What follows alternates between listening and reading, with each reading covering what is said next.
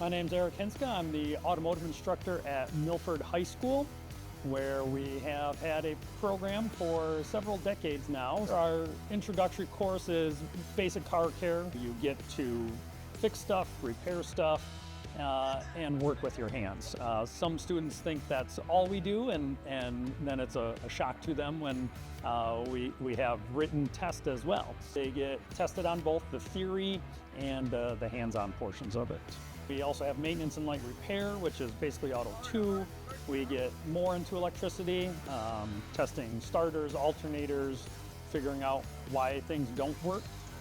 What interests me about this class is I can work on my own electrical system on my car.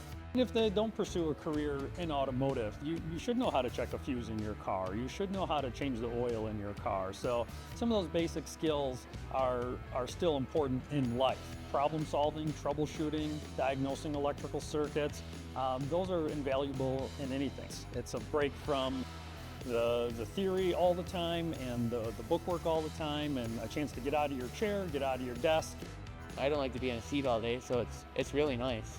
Students sometimes just don't realize what's out there as far as job opportunities. So something that can give them a little bit of background knowledge, maybe nudge them in the right direction as far as careers or career options and just choices. If you want to go to a trade school and be an electrician, it gives you some basic knowledge. AI cannot troubleshoot and fix a starter in your car. So something like this class gives them a starting point. I always tell them you're not going to leave here as a master mechanic.